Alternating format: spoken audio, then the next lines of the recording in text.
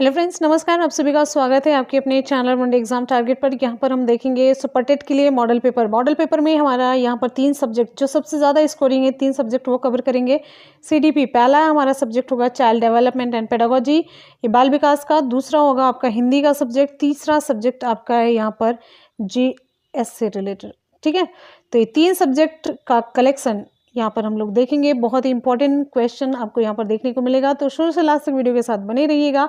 और सबसे ज़्यादा स्कोर करने वाला ये सब्जेक्ट है। और आपका एक दूसरा चैनल है जिस पर हम करंट अफेयर कवर करेंगे, वनडे एग्जाम्स 2.0।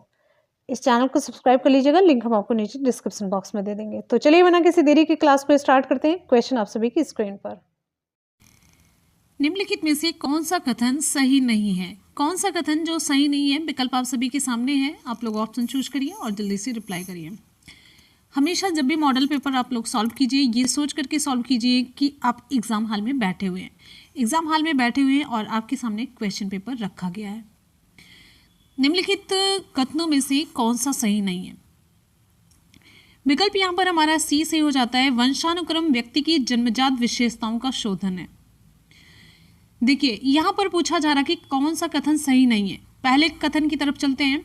वंशानुक्रम माता पिता से संतान में गुणों का संचरण है। जो माता पिता से गुण होते हैं वो संतान में ट्रांसफर हो जाते हैं, ये बात बिल्कुल सही है। विकास प्राणी और उसके पर्यावरण की अंतःक्रिया का परिणाम है। कोई व्यक्ति है वो वातावरण के साथ किस तरीके से इंटरेक्ट करता है, वातावरण उस पर क्या प्रभाव डालता है, यानी कि दोनों का इफेक्ट पड़ता है। विकास जो है प्राणी और उसके पर्यावरण की अंतर्क्रिया, मतलब प्राणी कहने का मतलब वही उसके आनुवंशिक गुणों और वातावरण दोनों के मेल का है, दोनों के इंटरेक्शन का परिणाम होता है, जो व्यक्ति की पर्सनालिटी लास्ट में बनती है। अब यहाँ पर चौथे विकल्प पर भी चलते हैं। माता पिता की शारीरिक और मानसिक विशेषताओं का संतानों में संचरित होना वंशानुक्रम है। बिल्कुल, जो सिंपल सी बात है, जो उनके गुण होते हैं वो बच्चों में चले आते हैं, चाहे वो मानसिक गुण हो चाहे शारीरिक हो। साथ साथ में कमियां भी, जो कुछ भी है माता पिता से बच्चों को मिल जाता है।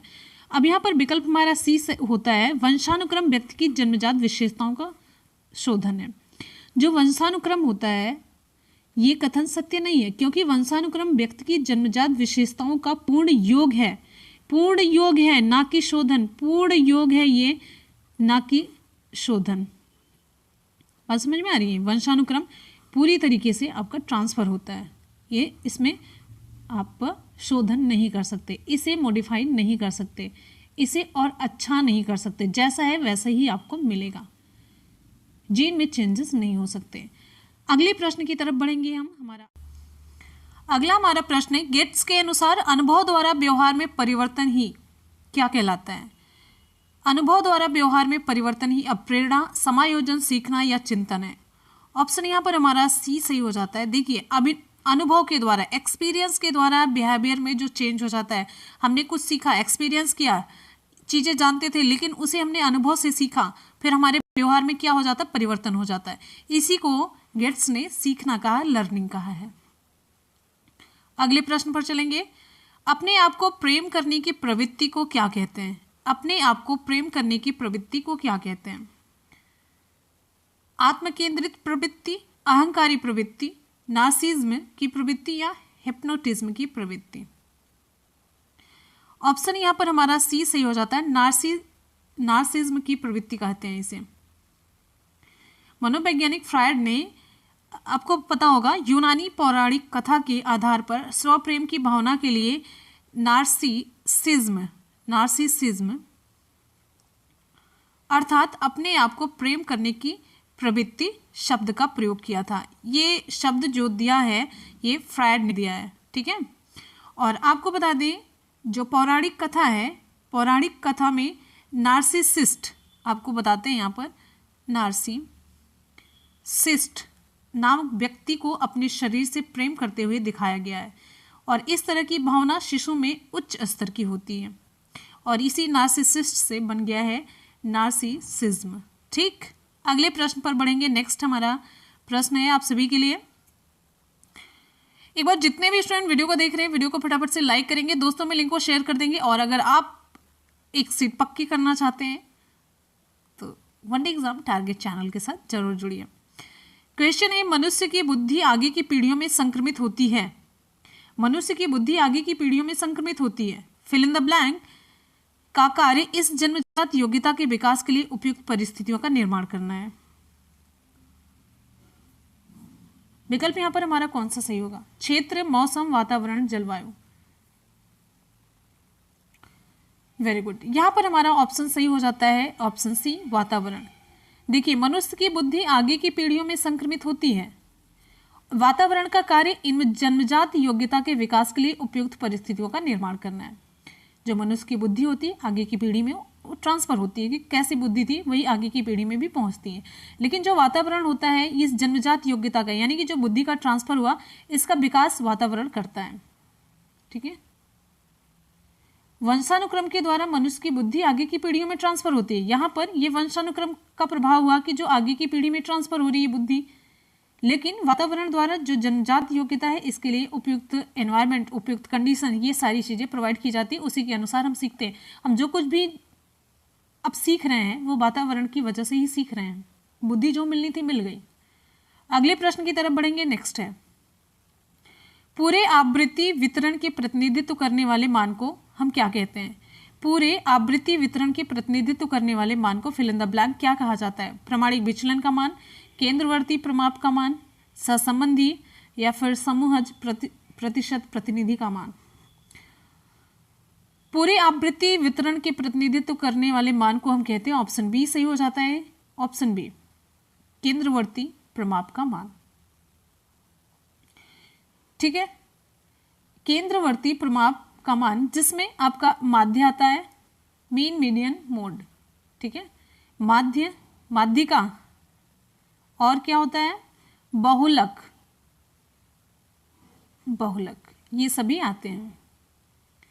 ठीक है, वेरी गुड। अगले प्रश्न की तरफ बढ़ेंगे। नेक्स्ट हमारा क्वेश्चन है, निम्नांकित में कौन सी विशेषता आंतरिक अभिप्रेरित बच्चों के लिए सही नहीं है?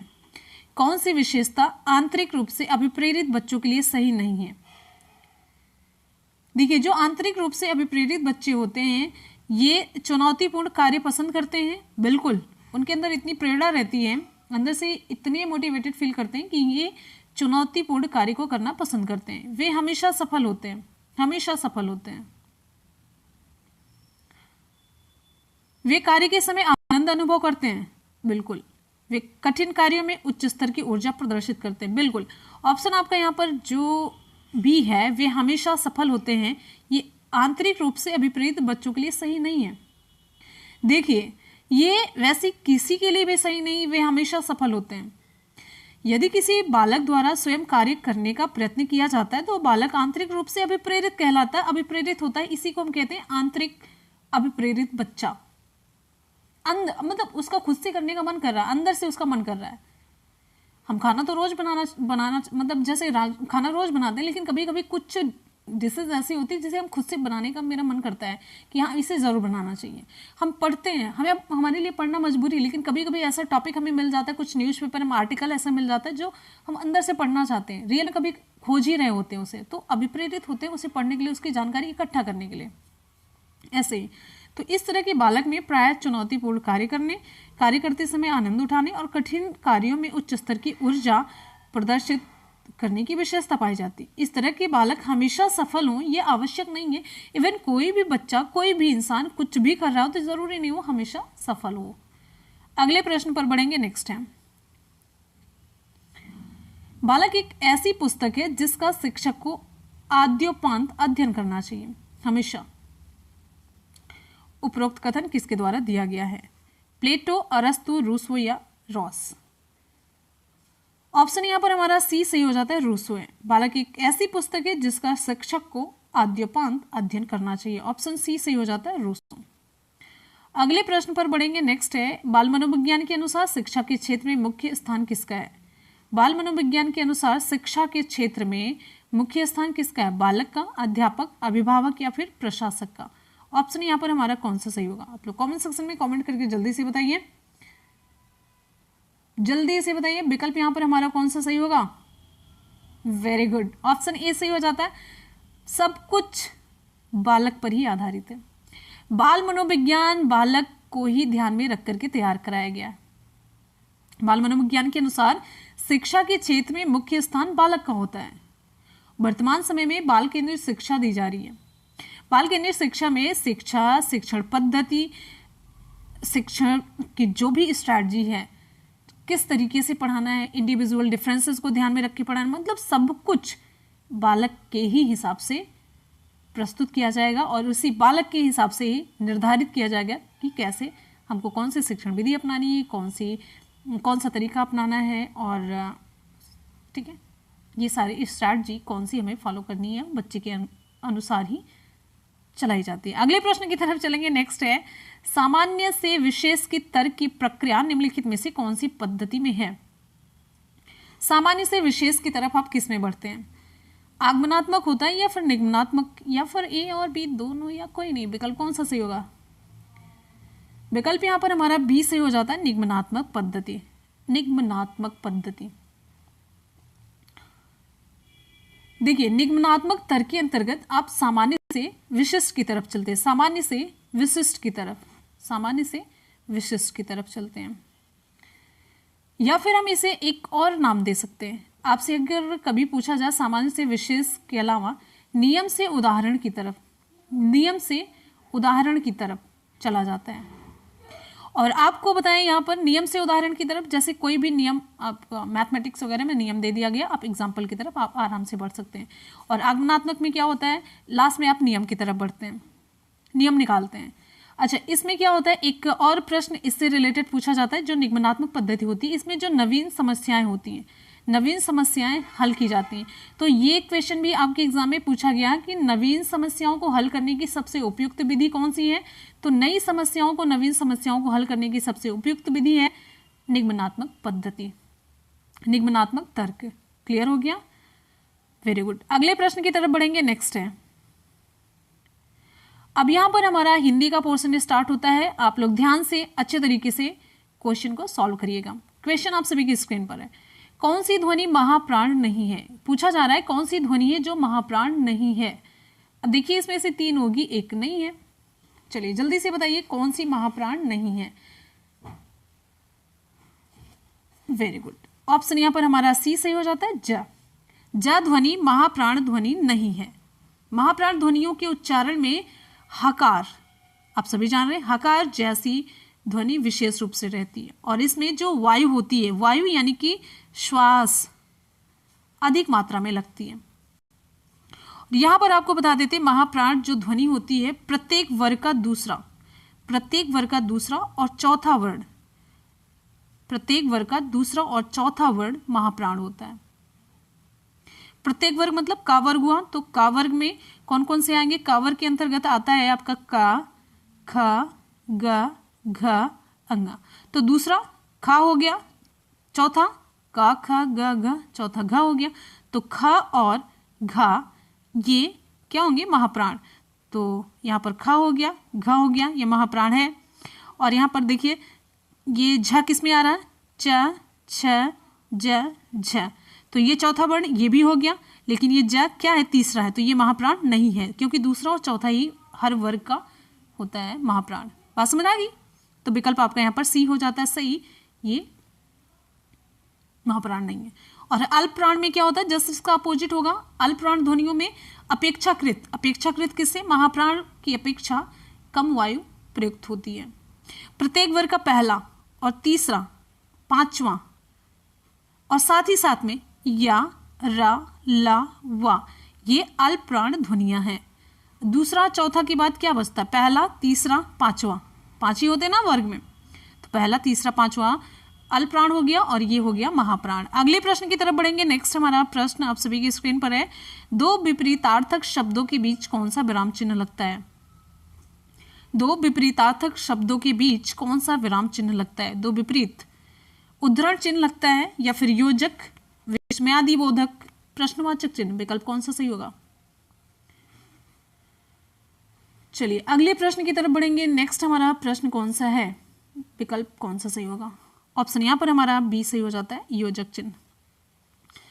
देखिए जो दो विपरीतार्थक शब्दों के बीच योजक चिन्ह लगता है, ठीक है।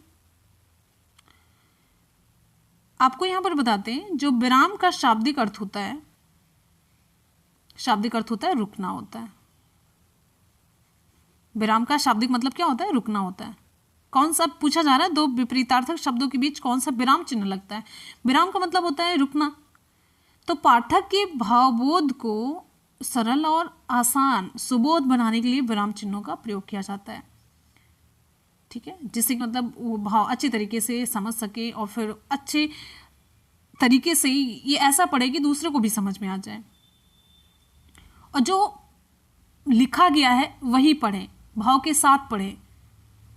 नहीं तो जब भी आप विराम नहीं लगाएंगे, ये नहीं लगाएंगे, कोई भी नहीं रुकेंगे, आप उसको एक लाइन से पढ़ते चलिए तो उसका भाव, उसका अर्थ, उसका मतलब सब बेकार हो जाता है, निकलता ही नहीं है। तो जब एक ही शब्द दोहराया जाता है अथवा दो शब्द पृथक दिखाना होता है तो वहाँ पर योजक चिन्ह का प्रयोग किया जाता है। ठीक है, तो आपको बता दें, जैसे विराम चिन्हों का जो विवरण है, उद्धरण चिन्ह है, उद्धरण में एकल उद्धरण होता है इस तरीके से, और अगर दोहरा उद्धरण होता है तो इस तरीके से लगाया जाता है, ये चिन्ह होता है। विस्मयादि बोधक में होता है ऐसे चिन्ह लगाया जाता है, प्रश्नवाचक में क्वेश्चन मार्क ऐसे होता है, और योजक चिन्ह में डैश का प्रयोग होता है, इस तरीके से ये चिन्ह लगाया जाता है। क्लियर है? अगले प्रश्न की तरफ बढ़ेंगे। नेक्स्ट है, निम्नलिखित शब्दों में से शुद्ध शब्द को पहचानिए। आशीर्वाद, आजीविका, शुद्ध शब्द को पहचानना है, तो पहचानिए। पढ़ने में तो शुद्ध ही निकलेगा वैसे। विकल्प यहां पर हमारा कौन सा सही होगा? शुद्ध।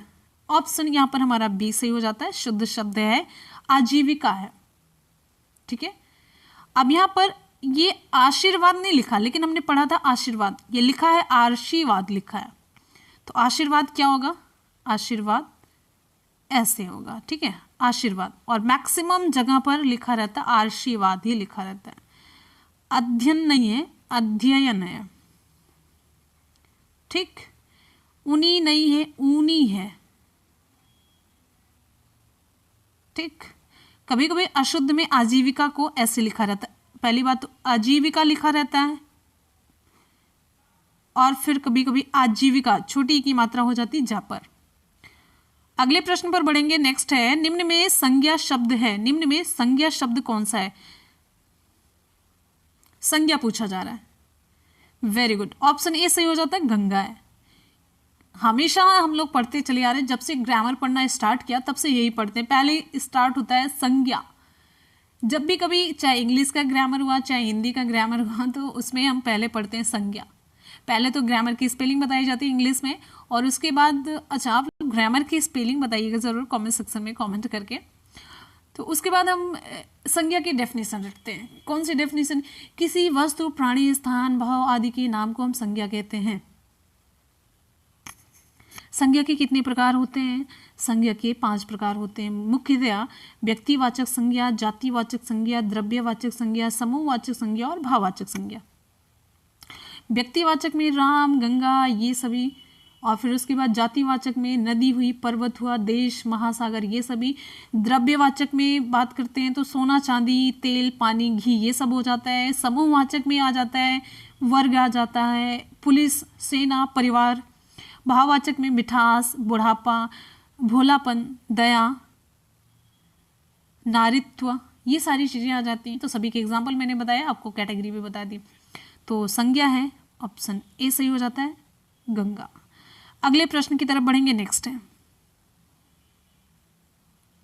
वह बहुत अच्छा लड़का है, इसमें वह कौन सा सर्वनाम है? है तो सर्वनाम। सर्वनाम किसे कहते हैं? सर्वनाम किसे कहते हैं? संज्ञा के बदले प्रयुक्त होने वाले शब्दों को हम सर्वनाम कहते हैं। वह है सर्वनाम, लेकिन ये कौन सा? निश्चय, अनिश्चयवाचक, या फिर संबंधवाचक, या निजवाचक? ऑप्शन यहाँ पर हमारा ए सही हो जाता है, निश्चयवाचक। वो बहुत अच्छा लड़का है, इसमें निश्चयवाचक सर्वनाम है। जिस सर्वनाम के द्वारा किसी व्यक्ति अथवा वस्तु के निश्चयता का बोध होता है वो निश्चयवाचक सर्वनाम होता है। ऑप्शन हमारा यहाँ पर ए सही हो जाता है, निश्चयवाचक सर्वनाम। अगले प्रश्न पर बढ़ते हैं। नेक्स्ट है, उसने कटोरा भर दूध पिया। उसने कटोरा भर दूध पिया, वाक्य में अव्यय शब्द कौन सा है? उसने कटोरा भर दूध पिया, इस वाक्य में अव्यय शब्द कौन सा है? चलिए जल्दी से बताइए, विकल्प यहाँ पर हमारा कौन सा सही होगा? ऑप्शन यहाँ पर हमारा सी सही हो जाता है, भर है। दिए गए वाक्य में वह शब्द अव्यय है। अव्यय शब्दों को हम और किस नाम से जानते हैं? अविकारी शब्दों के नाम से जानते हैं। अविकारी शब्द, क्योंकि लिंग, वचन, पुरुष, कारक इत्यादि के कारण इनमें, इनके रूप में कोई विकार उत्पन्न नहीं होता है। इनमें कोई विकार उत्पन्न नहीं होता है। क्लियर है? Very good. अगले प्रश्न पर चलेंगे। नेक्स्ट है पुल्लिंग वाचक शब्द छांटिए। पुल्लिंग वाचक शब्द आपको छांटना है। कैमरा, पायल, प्लेट या फिर तलवार। ऑप्शन यहां पर हमारा कौन सा सही होगा? ऑप्शन ए सही हो जाता है, कैमरा। ये सभी पायल हुआ, प्लेट हुआ, तलवार हुआ, ये सब स्त्रीलिंग शब्द हैं। हिंदी में लिंग दो प्रकार के होते हैं, पुल्लिंग होता है, दूसरा होता है स्त्रीलिंग। पुल्लिंग ऐसे शब्द होते हैं जिनसे पुरुष जाति का बोध होता है। राम, काला, ये सभी।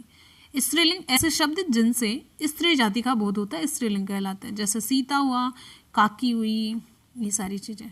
अगले प्रश्न पर बढ़ेंगे। नेक्स्ट है, और इसके एग्जाम्पल में भी है पायल, प्लेट, तलवार स्त्रीलिंग, पुल्लिंग में कैमरा। अगले प्रश्न पर बढ़ेंगे। नेक्स्ट है निम्नलिखित वाक्यों में से अपूर्ण भूतकाल को पहचानना है। अपूर्ण भूतकाल कौन सा है? अपूर्ण भूतकाल, ऑप्शन यहां पर हमारा सही हो जाता है ऑप्शन ए, रामू खाना खा रहा था। रामू खाना खा रहा था। भूतकाल, था लगा है तो भूतकाल होगा। खाना खा रहा था, खाना भी खत्म नहीं हुआ, चल रहा है। रामू खाना खा रहा था, ये हो गया अपूर्ण भूतकाल। ठीक है। अच्छा, माँ खाना बना चुकी है। माँ खाना बना चुकी है, ये पूर्ण वर्तमान काल है। बना चुकी है पूरी तरीके से, ये वर्तमान, पूर्ण वर्तमान काल है। मुझे बाहर जाना है, वर्तमान काल है ये। हम घूमने जाएंगे, ये भविष्य काल है। क्लियर है? बहुत बढ़िया। चलिए जल्दी जल्दी से एक बार वीडियो को लाइक करते रहिए, फटाफट से। एकदम से एनर्जी होनी चाहिए, जोश होना चाहिए, जो कि आप में बिल्कुल भी नहीं है। और पता नहीं कैसे आपने एकदम से सोच रखा कि एक सीट आपको लेनी ही लेनी है। क्या इसी एनर्जी के साथ, इसी जोश के साथ, इसी जुनून के साथ आपको एक सीट लेनी है?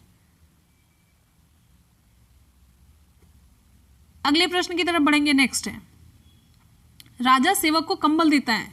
इस वाक्य में रेखांकित पद में कौन सा कारक है? ध्यान से इसकी रिप्लाई करनी है आपको। संप्रदान कारक, कर्ता कारक, कर्म या फिर संबंध कारक। राजा सेवक को कंबल देता है। Very good. ऑप्शन यहां पर हमारा ए सही हो जाता है, संप्रदान कारक है। राजा सेवक को कंबल देता है, इसमें राजा से कंबल अलग होकर के सेवक के पास जाता है, अर्थात इसमें क्या है? संप्रदान कारक है। देखिए, जिसके लिए कुछ किया जाए या जिसको कुछ दिया जाए, इसका बोध कराने वाले शब्द के रूप को हम कहते हैं संप्रदान कारक। क्या कहते हैं? संप्रदान कारक कहते हैं। ठीक है। अगले प्रश्न पर, निम्न में से कौन सा शब्द तत्सम है? कौन सा शब्द तत्सम है आपको बताना है। इसमें प्रिय तत्सम है। प्रिय का तद्भव क्या होगा? प्रिय। मोर, ये है तद्भव, इसका तत्सम क्या होगा? मयूर। चार, इसका क्या होगा? चतुर्थ। अगले प्रश्न पर बढ़ते हैं। नेक्स्ट है निम्नलिखित में से कौन सा शब्द तद्भव है? तब अब यहां पर आपको तद्भव बताना है। तद्भव, उल्लास, उच्छ्वास, निश्वास, उजास। Very good. विकल्प यहां पर हमारा डी सही हो जाता है, उजास। ऑप्शन डी सही हो जाता है, उजास। उजास शब्द तद्भव है। इसका तत्सम क्या होगा? इसका तत्सम होगा उज्ज्वल। और उज्ज्वल कैसे लिखा जाएगा? आधा दो जा रहेगा, ध्यान रखिएगा। और अन्य तद्भव और तत्सम जो है, यहाँ पर देखिए, उल्लास का क्या होगा? ये उल्लास, उच्छ्वास, निश्वास, ये सभी क्या है? ये तत्सम है। अब यहां पर देखिए आप, उल्लास का क्या होगा? हुलास। इसका तद्भव क्या होगा? हुलास होगा। उच्छ्वास का उसास होगा। ठीक है। और उच्छ्वास का क्या होगा? आपको मैंने बताया, उसास। ठीक है। चलिए अगले प्रश्न की तरफ बढ़ेंगे। नेक्स्ट है कौन तुर्की शब्द नहीं है? पूछा जा रहा है कि कौन सा तुर्की शब्द नहीं है। बावर्ची, बेगम, डेरा या फिर दरोगा। ऑप्शन यहाँ पर हमारा सही हो जाता है ऑप्शन सी, डेरा। ऑप्शन सी, डेरा। कौन तुर्की शब्द नहीं है? डेरा तुर्की शब्द नहीं है। तुर्की शब्द बावर्ची है, बेगम है, दरोगा है, यहाँ पर बेगम, दरोगा। और आपको यहाँ पर बताते कुछ उर्दू शब्द जो पूछा जाता है। उर्दू शब्द में कालीन, ये पूछा जाता है बहुत। कैंची, कुली, ठीक है, कुली हो गया। और पूछा जाता है चेचक, तलाक, चालाक, चाबुक, ये सभी आपके उर्दू शब्द हैं। ठीक, हमारा अगला प्रश्न है, निम्नलिखित शब्दों में से कौन सा शब्द संबंधवाची है? संबंधवाची शब्द कौन सा है? देव, देवी, दैवी या फिर देवता। ऑप्शन यहां पर हमारा सही हो जाता है ऑप्शन सी, दैवी। हिंदी में किसी शब्द के संबंधवाची आशय से मतलब है उसके साथ ईय प्रत्यय जब लग जाता है। कौन सा प्रत्यय?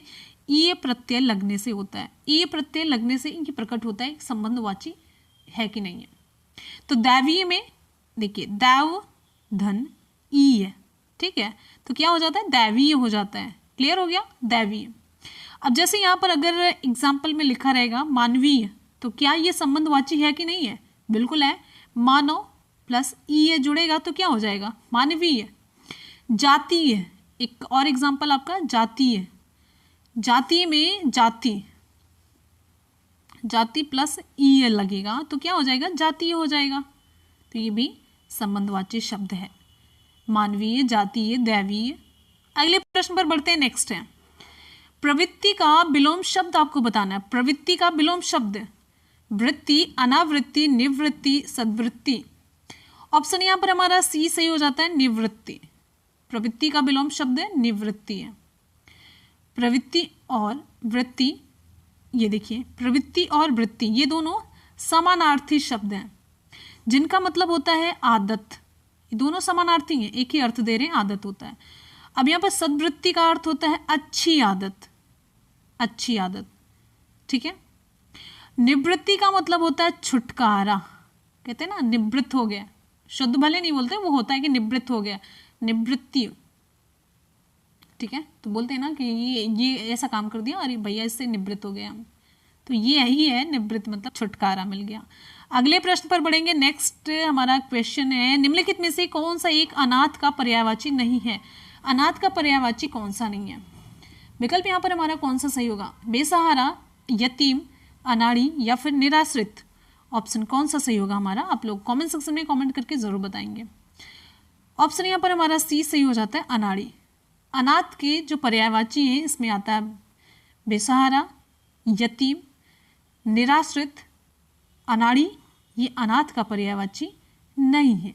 अनाड़ी का क्या मतलब होता है आप सभी जानते होंगे, तो आप ही लोग बताएं, ज़्यादा अच्छा लगेगा। अगले प्रश्न पर चलते हैं। नेक्स्ट हमारा प्रश्न आप सभी के लिए है, निम्नलिखित अनेकार्थी शब्द का दूसरा अर्थ आपको बताना है, ठीक है।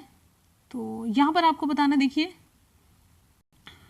अज अजन्मा, अज अजन्मा, इसका दूसरा अर्थ आपको बताना है। मतलब इसका मतलब क्या होगा? अज अजन्मा का मतलब क्या होता है, फिर उसके अनुसार चारों विकल्प में से कौन सा सही होगा। आप लोग समझ गए हों तो रिप्लाई करिए, नहीं समझ गए होंगे तो बस 4 सेकंड के बाद हम आपको बताने वाले हैं। चलिए जल्दी जल्दी से रिप्लाई करते रहिए। विकल्प यहां पर हमारा सही हो जाता है ऑप्शन डी, ईश्वर।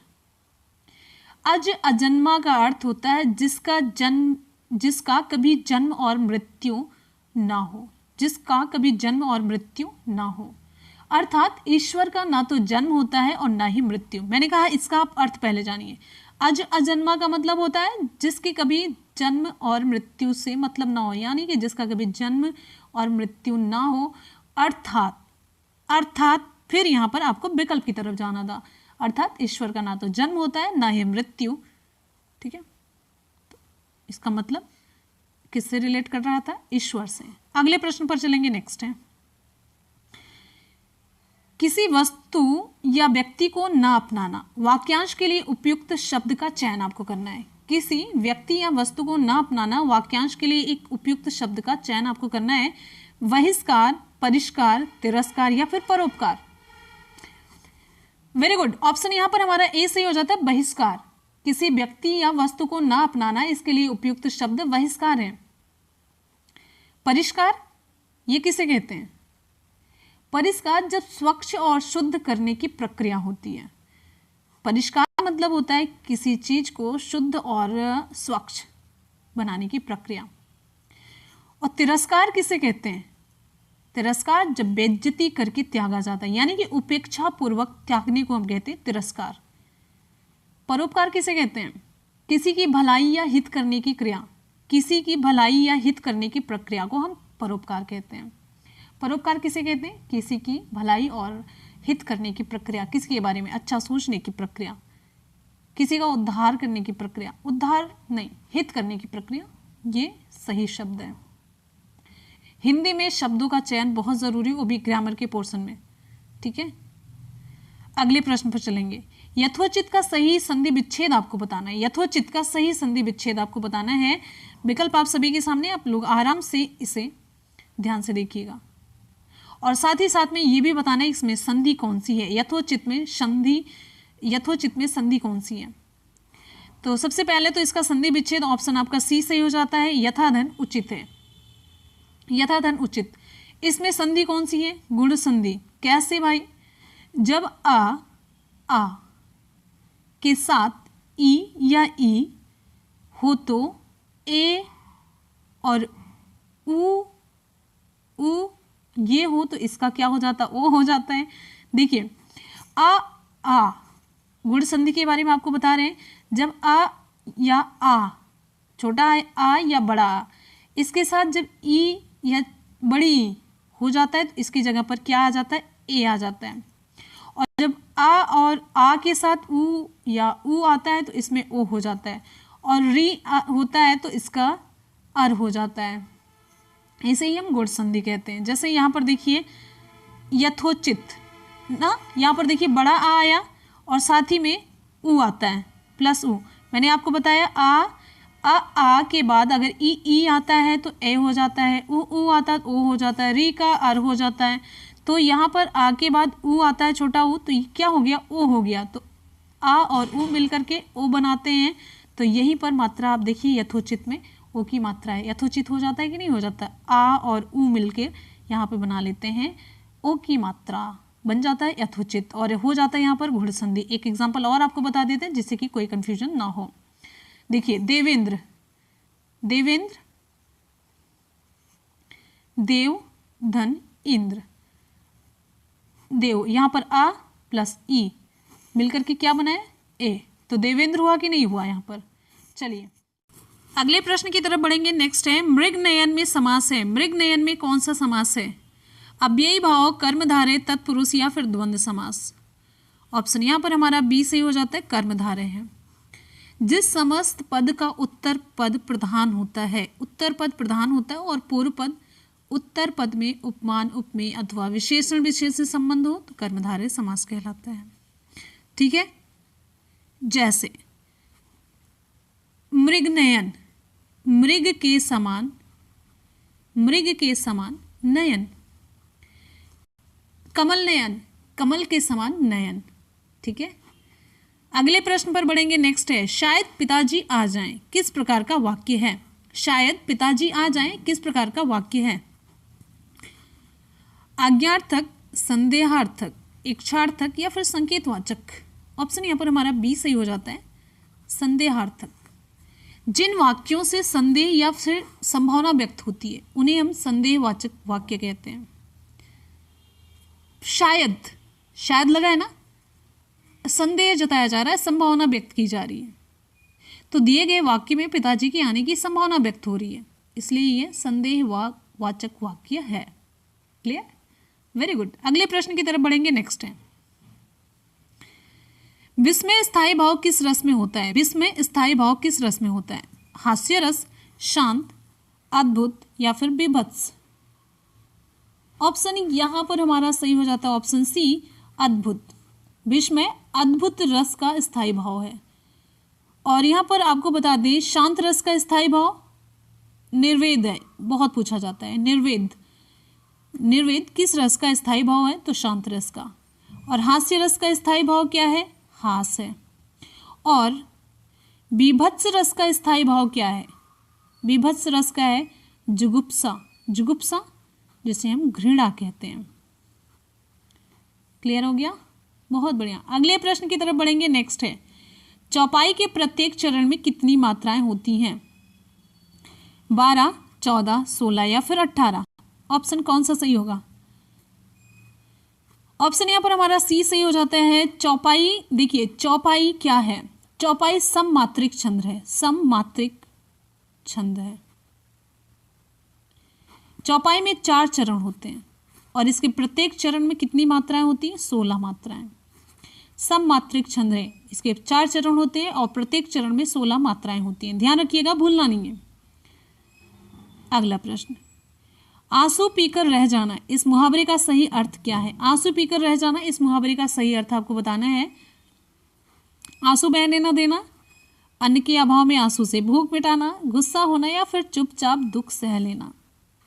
सही जवाब दिया आप लोगों ने। आंसू पीकर रह जाना मुहावरे का अर्थ होता है चुपचाप दुख सह लेना। ठीक है, अगले प्रश्न पर चलें। गुस्सा होना, यहां पर लाल पीला होना होता है। लाल पीला होना इसका अर्थ होता है गुस्सा होना। भोर का तारा एकांकी के लेखक कौन है? भोर का तारा एकांकी के लेखक कौन है? उपेंद्र नाथ अश्क, जगदीश चंद्र माथुर, धर्मवीर भारती, मोहन राकेश। ऑप्शन बी जगदीश चंद्र माथुर। भोर का तारा ये एकांकी है, इसके लेखक हैं जगदीश चंद्र माथुर। जगदीश चंद्र माथुर की और कुछ महत्वपूर्ण रचनाएं हैं जिसमें है कोणार्क, ओ मेरे सपने, पहला राजा, ये सभी। अगले प्रश्न पर चलेंगे। नेक्स्ट है, ज्ञानपीठ पुरस्कार किस भाषा से संबंधित है? ज्ञानपीठ पुरस्कार किस भाषा से संबंधित है? हिंदी है, संस्कृत है, तमिल है या फिर संविधान की 8वीं अनुसूची की सभी भाषाओं से ये संबंधित है? आप सभी उत्तर जान गए होंगे। विकल्प आपका डी से हो जाता है। संविधान की 8वीं अनुसूची में जितनी भी भाषाएं शामिल हैं सभी से संबंधित ज्ञानपीठ पुरस्कार दिया जाता है। ज्ञानपीठ, जो भारतीय ज्ञानपीठ न्यास द्वारा ज्ञानपीठ पुरस्कार भारतीय साहित्य के लिए दिया जाने वाला सर्वोच्च पुरस्कार है, ये आप सभी जानते हैं। और ये पुरस्कार 8वीं अनुसूची में शामिल सभी 22 भाषाओं में दिया जाता है। और इस पुरस्कार की स्थापना कब हुई? 1965 में हुई थी, 1965 में हुई थी। ठीक है, चलिए अब यहाँ पर हमारा जीएस का पोर्शन स्टार्ट हो जाता है। जीएस का पोर्शन स्टार्ट हो जाता है जनरल स्टडीज़ का। तो आप लोग जल्दी जल्दी से रिप्लाई करते रहिए। बहुत ही इंपॉर्टेंट और इंटरेस्टिंग क्लास होती है। आप लोग ज्वाइन कीजिए और अपनी एक सीट को पक्की करिए, अच्छा स्कोर कीजिए एग्जाम में। Free of cost. अब हमेशा से हमने बताया कि एक भी पैसा नहीं लगेगा कभी भी किसी भी चीज़ का, एकदम से फ्री सेवा। क्वेश्चन आप सभी की स्क्रीन पर है, वह कौन सा स्थान है जहाँ अंतिम मुगल बहादुर शाह जफर की मृत्यु हुई थी? वह कौन सा स्थान है जहां अंतिम मुगल सम्राट बहादुर शाह जफर की मृत्यु हुई थी? रंगून, ग्वालियर, आगरा या फिर दिल्ली? ऑप्शन कौन सा सही होगा? ऑप्शन यहाँ पर हमारा सही हो जाता है ऑप्शन ए, रंगून। देखिए 1857 का जो विद्रोह हुआ था, तो 1857 के विद्रोह के समय बहादुर शाह द्वितीय को हुमायूं के मकबरे से गिरफ्तार किया गया। ठीक है, उसे हडसन ने रंगून निर्वासित किया। किसके द्वारा? हडसन। इसे हडसन के द्वारा रंगून निर्वासित किया गया, जहां पर 1862 में 1862 में बहादुर शाह जफर की मृत्यु हो जाती है। तो विकल्प आपका यहाँ पर ए सही हो जाता है, रंगून। इसमें से किस वर्ष में अधिनियमित किया गया? ये सारे जितने प्रश्न आप देख रहे हैं डिफरेंट एग्जाम में पूछे गए हैं, तो आप लोग इसे ज्वाइन कीजिए, अच्छे तरीके से रिप्लाई करते रहिए। और इतने इनएक्टिव होकर के रिप्लाई करेंगे तो फिर तो कुछ नहीं होने वाला। इतनी फास्ट रिप्लाई करिए कि मैं पीछे रह जाऊं। इतनी फास्ट रिप्लाई करिए, मुझसे आगे बढ़िए। मैं हमेशा चाहती हूँ मेरे स्टूडेंट हमसे आगे बढ़े। टीचर हमेशा उसी दिन खुश होता है जब उसका बच्चा सफल होता है या फिर वो उससे आगे बढ़ जाता है, उसे क्वेश्चंस करता है, उसे पछाड़ता है, उसे पीछे करता है। आप लोग तो अभी बहुत पीछे हैं। क्वेश्चन की तरफ आइए। ऑप्शन यहाँ पर हमारा ए सही हो जाता है 1909, 1909। भारत सचिव जॉन मार्ले और वायसराय लॉर्ड मिंटो ने सुधारों का भारतीय परिषद एक्ट, भारतीय परिषद एक्ट 1909 पारित किया।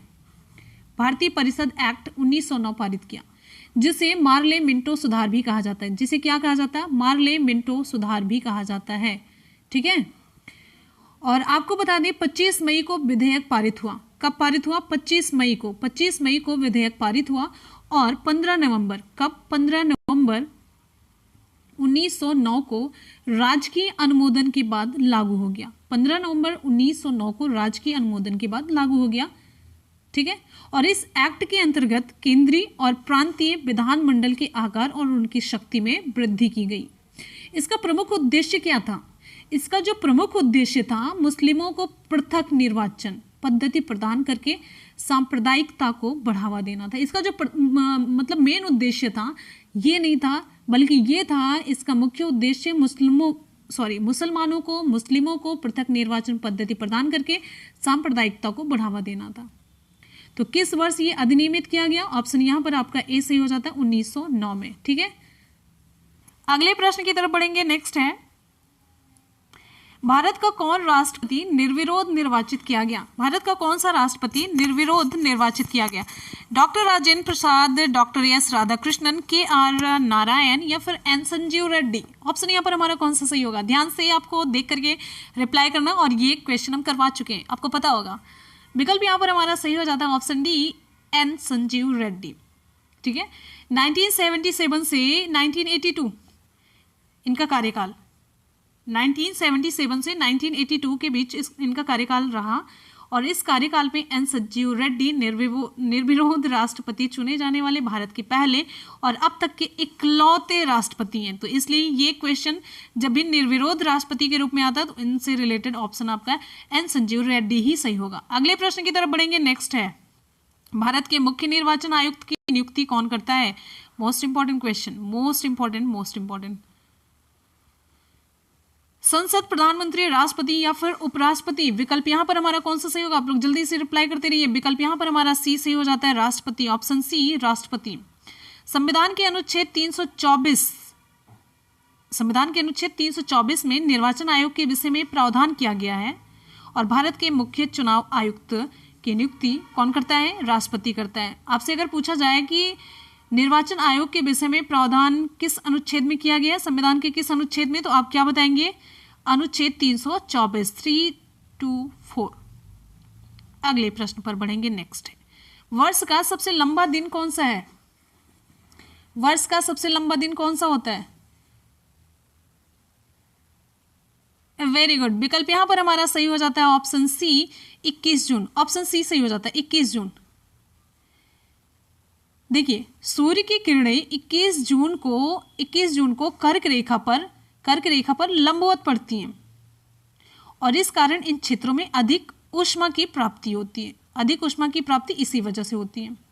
और उत्तरी गोलार्ध में क्या होता है? ग्रीष्म ऋतु होता है। उत्तरी गोलार्ध में सूर्य की किरणें सम्मुख होने के कारण उत्तरी गोलार्ध में 21 जून को सबसे बड़ा दिन और सबसे छोटी रात होती है। क्लियर हो गया? उम्मीद है कि क्लियर हो चुका होगा। अगले प्रश्न की तरफ बढ़ेंगे। नेक्स्ट है, सबसे छोटा दिन आपको बताना है। वहां पर आपको सबसे छोटा, हमने पूछ लिया वर्ष का सबसे लंबा दिन, अब आपको यहां पर बताना है वर्ष का सबसे छोटा दिन। ठीक है, नीचे कमेंट सेक्शन में कमेंट करके बताना है। अगले प्रश्न की तरफ बढ़ेंगे। नेक्स्ट है, इनमें से किस महाद्वीप में सवाना घास के मैदान नहीं है? सवाना घास के मैदान निम्नलिखित में से किस महाद्वीप में नहीं है? अफ्रीका, यूरोप, अमेरिका या फिर ऑस्ट्रेलिया? विकल्प यहां पर हमारा कौन सा सही होगा? इनमें से किस महाद्वीप में सवाना घास के मैदान नहीं है? ऑप्शन यहां पर हमारा कौन सा सही होगा? अफ्रीका, यूरोप, अमेरिका, ऑस्ट्रेलिया में से विकल्प आपका बी सही हो जाता है, यूरोप। उष्णकटिबंधीय घास के मैदान को हम सवाना घास का मैदान कहते हैं। सबसे पहली बात तो ये, जो उष्णकटिबंधीय घास के मैदान होते हैं उन्हें हम कहते हैं सवाना घास के मैदान। तो महाद्वीपों में सवाना घास के मैदान अफ्रीका, अमेरिका, ऑस्ट्रेलिया और दक्षिण पूर्व एशिया में स्थित है। जो सवाना ग्रासलैंड्स हैं इनमें बिखरे हुए पेड़ों के साथ शुष्क घास का मैदान और आमतौर पर बहुत सूखे मौसम में ये पाए जाते हैं। तो ये यूरोप में स्थित नहीं होते। ऑप्शन आपका बी सही हो जाता है, यहाँ पर पूछा जा रहा नहीं है। जब भी आप क्वेश्चन पढ़िए पूरा आपको पढ़ना है जिससे कि आपको है या नहीं है क्या पूछा जा रहा है आपका क्लियर हो सके। अगले प्रश्न की तरफ बढ़ेंगे। नेक्स्ट हमारा प्रश्न आप सभी के लिए, भारत का सबसे बड़ा एकल द्वीप सुदूर दक्षिण में कौन सा है? भारत का सबसे बड़ा एकल द्वीप सुदूर दक्षिण में कौन सा है? ऑप्शन कौन सा सही होता है? रामेश्वरम, मिनिकॉय, कार निकोबार या फिर ग्रेट निकोबार? बहुत इंपॉर्टेंट क्वेश्चन है। अगर आप लोगों ने मैप से पढ़ाई की होगी, ज्योग्राफी, तो बहुत ही अच्छे तरीके से आप बता सकेंगे, या फिर क्वेश्चन की प्रैक्टिस होनी चाहिए। ऑप्शन यहाँ पर हमारा सही हो जाता है डी, ग्रेट निकोबार द्वीप। भारत का जो सबसे बड़ा एकल द्वीप है ये है ग्रेट निकोबार द्वीप। भारत का दक्षिणतम द्वीप कौन सा है? ग्रेट निकोबार के नाम से जाना जाता है। भारत का जो दक्षिणतम द्वीप है, दक्षिणतम द्वीप, ये ग्रेट निकोबार के नाम से जाना जाता है, ग्रेट निकोबार। ठीक है, जिसका दक्षिणतम बिंदु, भारत का दक्षिणतम बिंदु कितना है?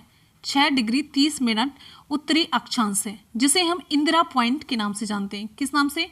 इंदिरा पॉइंट के नाम से जानते हैं, जिसे हम इंदिरा पॉइंट के नाम से जानते हैं। जबकि प्रायद्वीप भारत का मुख्य भूमि से जो दक्षिणतम बिंदु है उसे हम केप केमोरिन के नाम से जानते हैं, केप केमोरिन के नाम से जानते हैं। क्लियर है? इंदिरा पॉइंट और केप केमोरिन दोनों में अंतर है और मैंने आपको डिटेल में बताया। जो एकदम से दक्षिणतम बिंदु है वो है इंदिरा पॉइंट, जबकि प्रायद्वीपी भाग, जो प्रायद्वीपी ये भारत है, इसका जो मुख्य भूमि से दक्षिणतम बिंदु है ये है केप केमोरिन होता है। अगले प्रश्न की तरफ बढ़ेंगे। नेक्स्ट है, भारत के किस राज्य का सबसे लंबा समुद्री किनारा है? भारत के किस राज्य का सबसे लंबा समुद्री किनारा है? आसान सा प्रश्न है। केरल, तमिलनाडु, महाराष्ट्र या गुजरात? ऑप्शन डी सही हो जाता है, गुजरात है। भारत के कुल 9 राज्य तट रेखा से लगे हुए हैं। इनमें 5 सबसे बड़ी तट रेखा वाले राज्य क्रमशः आपको हम बताते हैं, ठीक है, अवरोही क्रम में। सबसे बड़ा आपको पहले देखने को मिलेगा गुजरात है, पहले नंबर पर है गुजरात। इसकी जो तटरेखा की लंबाई है 1214.70 किलोमीटर है। फिर उसके बाद आते हैं आंध्र प्रदेश है दूसरे नंबर पर, इसकी जो तटरेखा की लंबाई है 973.70 किलोमीटर। फिर तमिलनाडु है, तमिलनाडु इसकी है 906.90 किलोमीटर। फिर आते हैं महाराष्ट्र पर, महाराष्ट्र की 652.60 किलोमीटर। फिर आते हैं केरल पर, केरल की है 569.70 किलोमीटर है। तो ये है 5 शीर्ष तटरेखा वाले राज्य मैंने आपको बताया और तटरेखा की लंबाइयां भी मैंने बता दी। अगले प्रश्न की तरफ बढ़ेंगे। नेक्स्ट है, नर्मदा की अतिरिक्त कौन सी दूसरी नदी अमरकंटक से निकलती है? नर्मदा की अतिरिक्त दूसरी कौन सी नदी है? बेतवा है, ताप्ती, महानदी या फिर सोन? ऑप्शन यहां पर हमारा सही हो जाता है ऑप्शन डी, सोन नदी है। सोन, इसको हम स्वर्ण नदी भी कहते हैं, स्वर्ण नदी। ये गंगा के दाहिने तट की मुख्य सहायक नदी है, गंगा के दाहिने तट की ये मुख्य सहायक नदी है, जिसका उद्गम अमरकंटक पठार नर्मदा के स्रोत के समीप से होता है। ठीक है, पूछा गया ना कि दूसरी नदी कौन सी है नर्मदा के अतिरिक्त जो अमरकंटक से निकलती है, तो ये भी अमरकंटक पठार से निकलती है स्वर्ण नदी। और ये स्वर्ण नदी की लंबाई है 784 किलोमीटर है। ठीक है, और आपको बता दें लगभग 1000 वर्ष पूर्व 1000 वर्ष पूर्व यह पटना के समीप गंगा से मिलती थी। कहां पर? पटना के समीप ये गंगा से मिलती थी, लेकिन इसका जो संगम है निरंतर पश्चिम की ओर खिसकता जा रहा है, निरंतर ये पश्चिम की ओर खिसकता जा रहा है, यानी कि ये पटना से थोड़ा सा दूर हटता जा रहा है, इसका संगम गंगा में जो मिलने वाला है। अगले प्रश्न की तरफ बढ़ेंगे। नेक्स्ट है, निम्नलिखित में से किसे सांख्यिकी का जनक कहा जाता है? सांख्यिकी का जनक किसे कहा जाता है? बहुत ही इंपॉर्टेंट प्रश्न। R A Fisher, Pearson, Boddington या फिर बॉलिको? ऑप्शन यहाँ पर हमारा सही हो जाता है option A, R A Fisher को कहा जाता है। सर रोनाल्ड एलेमर फिशर या फिर आर ए फिशर के नाम से भी इन्हें जाना जाता है, तो इन्हें कहा जाता है सांख्यिकी का जनक। ठीक है, इन्हें आधुनिक आंकड़ों का जनक भी माना जाता है। आधुनिक आंकड़ों का जनक करके भी पूछा जाए तब भी आप आर्य फिशर पर ही टिक करेंगे, आधुनिक आंकड़ों का जनक। जबकि भारत में सांख्यिकी का जनक किसे कहा जाता है? भारत में सांख्यिकी का जनक किसे कहा जाता है? भारत में सांख्यिकी का जनक किसे कहा जाता है? आप लोग कमेंट सेक्शन में बता सकते हैं। चलिए हम आपको बताते हैं, बहुत इंपॉर्टेंट क्वेश्चन होता है। तो भारत में सांख्यिकी का जनक कहा जाता है पीसी महालनोबिस को कहा जाता है। ठीक है, पीसी महालनोबिस को कहा जाता है। क्लियर हो गया? सर रोनाल्ड फिशर को सांख्यिकी का जनक कहा जाता है और इन्हें आधुनिक आंकड़ों का भी जनक कहा जाता है। जबकि भारत में सांख्यिकी का जनक माना जाता है पीसी महालनोबिस को माना जाता है। अगले प्रश्न की तरफ बढ़ेंगे। नेक्स्ट है, किसका सबसे अधिक अपवर्तनांक होता है? साइंस से रिलेटेड कुछ जीएस के क्वेश्चंस आप सभी की स्क्रीन पर, स्टैंडर्ड लेवल के। निम्नलिखित में से सबसे अधिक अपवर्तनांक किसका होता है? वायु, जल, हीरा या कांच का? ऑप्शन यहाँ पर हमारा सी सही हो जाता है, हीरा का। देखिए, जब प्रकाश की किरण एक पारदर्शी माध्यम से दूसरे माध्यम में प्रवेश करती है तो वह अपने प्रारंभिक मार्ग से विचलित हो जाती है, या तो इधर या तो थोड़ा सा इधर, मतलब ये अभिलंब से थोड़ा सा दूर हटती है या फिर अभिलंब की तरफ आती है। तो वायु का जो अपवर्तनांक होता है 1.001 होता है, जल का 1.33, हीरा का 2.4 और कांच का 1.5 होता है। तो सबसे अधिक अपवर्तनांक इसमें किसका है? ऑप्शन सी, हीरा का। जैसा कि मैंने अभी आपको बताया, हीरा का 2.4 होता है। अगले प्रश्न की तरफ बढ़ेंगे। नेक्स्ट है, हमारा अगला प्रश्न है, ट्रांसफार्मर की खोज किसने की? स्पेंगलर, जी मार्कोनी, माइकल फैराडे या फिर हंट? ऑप्शन यहाँ पर हमारा सही हो जाता है option C, Michael Faraday. Transformer की खोज माइकल फैराडे के द्वारा की गई।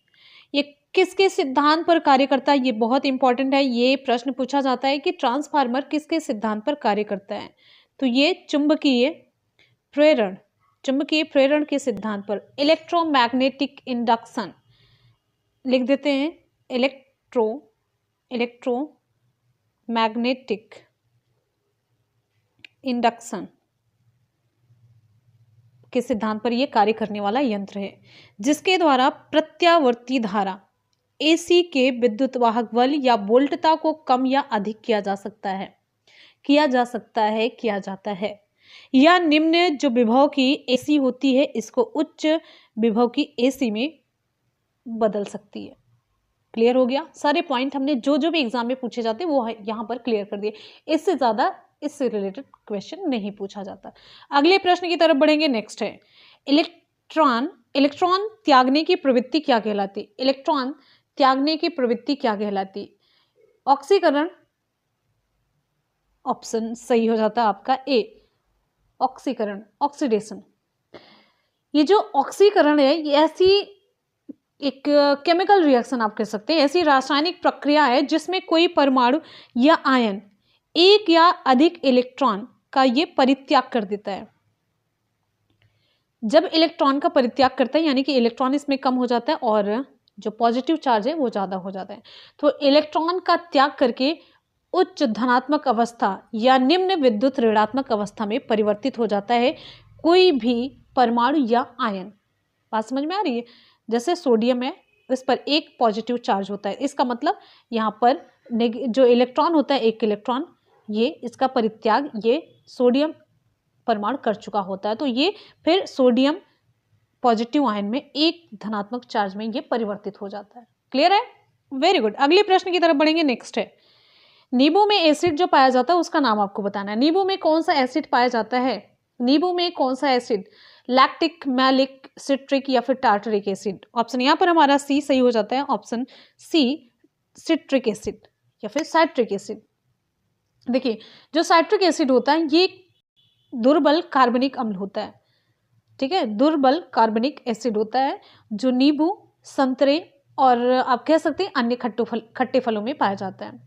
जो लैक्टिक एसिड होता है ये किस में पाया जाता है? लैक्टिक एसिड दूध में पाया जाता है। टार्टरिक एसिड ये इमली में पाया जाता है और जो मैलिक एसिड होता है ये सेब में पाया जाता है। क्लियर है? बहुत बढ़िया। अगले प्रश्न पर बढ़ते हैं। नेक्स्ट हमारा क्वेश्चन आप सभी के लिए है, क्लोरोफिल जलाया जाए तो कौन सा तत्व शेष बचेगा? क्लोरोफिल जब जलाया जाए तो कौन सा तत्व शेष बचेगा? बहुत इंपॉर्टेंट प्रश्न है। या फिर ये पूछा जाता है क्लोरोफिल में जो सेंटर तत्व होता है वो कौन सा होता है? सोडियम है, मैग्नीज है, आयरन है यहाँ पर और मैग्नीशियम है। ऑप्शन यहाँ पर हमारा सही हो जाता है डी, Mg। जो फर्डहरिम होता है क्लोरोफिल होता है, क्लोरोफिल इसकी भस्म में मैग्नीशियम Mg पाया जाता है, जो पौधों में प्रोटीन संश्लेषण, प्रकाश संश्लेषण और वसा संश्लेषण क्रियाओं के लिए आवश्यक होता है। और इसकी कमी से पौधे क्या होते हैं? पीले पड़ जाते हैं, जिसे हम कहते हैं क्लोरोसिस। क्या कहते हैं? क्लोरोसिस कहते हैं।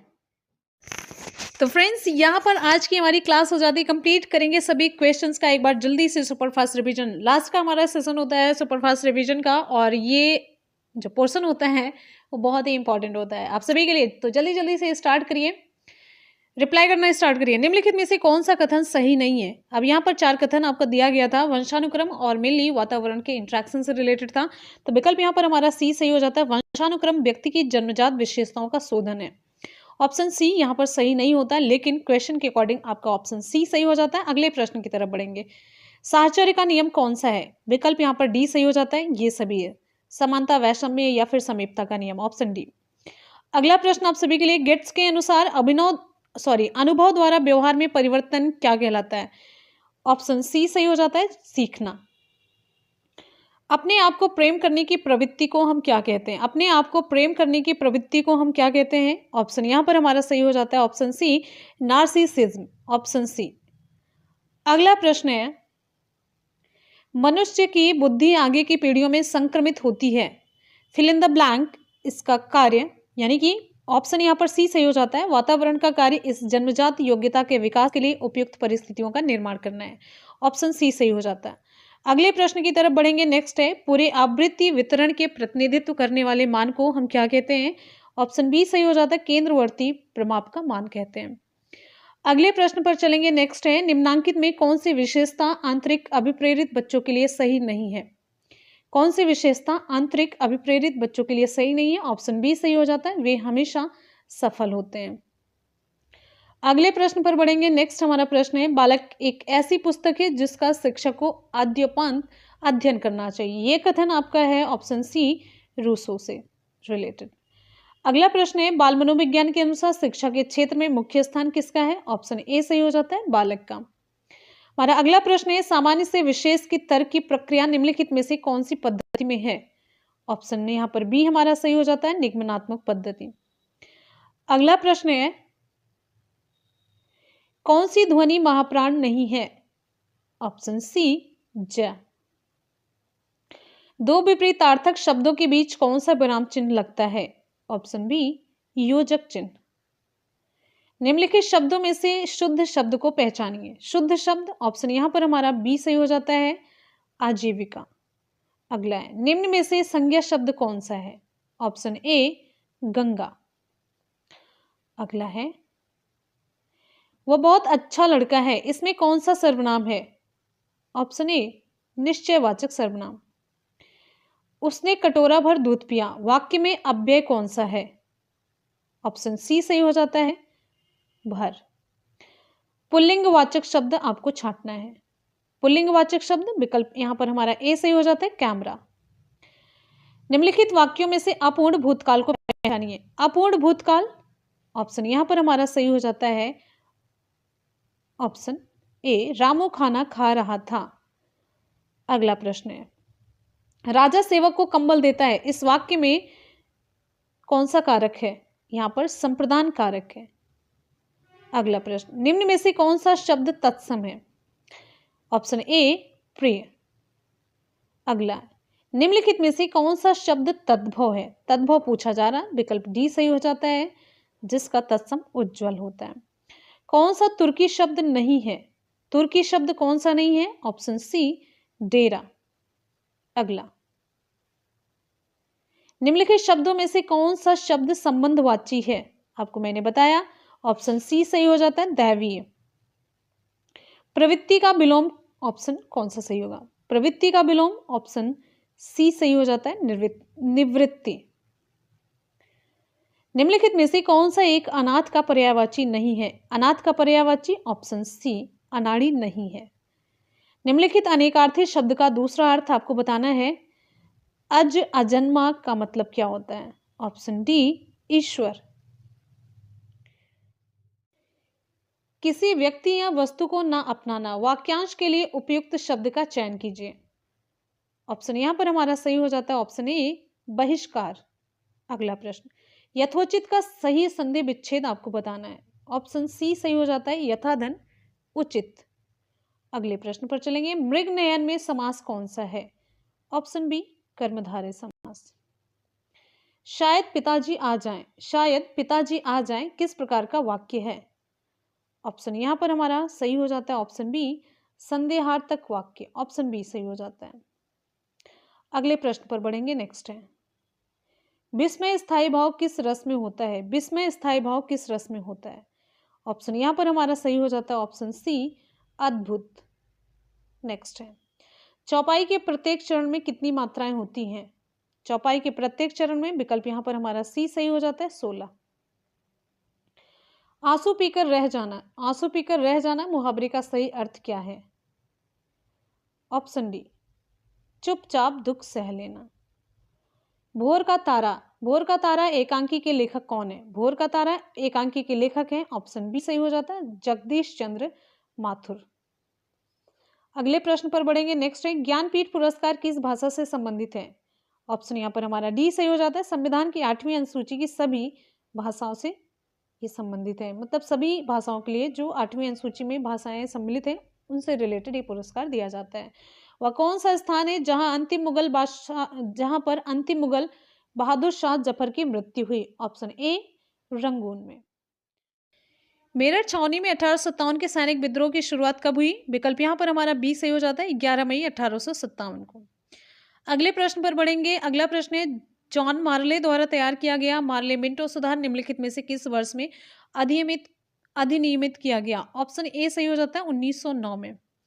अगले प्रश्न पर बढ़ेंगे, नेक्स्ट है, भारत का कौन सा राष्ट्रपति निर्विरोध निर्वाचित किया गया? ऑप्शन यहाँ पर हमारा डी सही हो जाता है एन संजीव रेड्डी। अगला प्रश्न है, भारत के मुख्य निर्वाचन आयुक्त की नियुक्ति कौन करता है? ऑप्शन यहाँ पर हमारा सही हो जाता है ऑप्शन सी राष्ट्रपति। अगला प्रश्न है, वर्ष का सबसे लंबा दिन कौन सा है? विकल्प यहाँ पर हमारा सी सही हो जाता है 21 जून। अगला प्रश्न, इनमें से किस महाद्वीप में सवाना घास के मैदान नहीं है? इनमें से किस महाद्वीप में सवाना घास के मैदान नहीं है? ऑप्शन बी सही हो जाता है यूरोप। नेक्स्ट है, भारत का सबसे बड़ा एकल द्वीप सुदूर दक्षिण में कौन सा है? ऑप्शन डी सही हो जाता है ग्रेट निकोबार द्वीप। भारत के किस राज्य का सबसे लंबा समुद्री किनारा है? ऑप्शन डी सही हो जाता है गुजरात। नर्मदा के अतिरिक्त कौन सी दूसरी नदी अमरकंटक से निकलती है? ऑप्शन डी स्वर्ण नदी।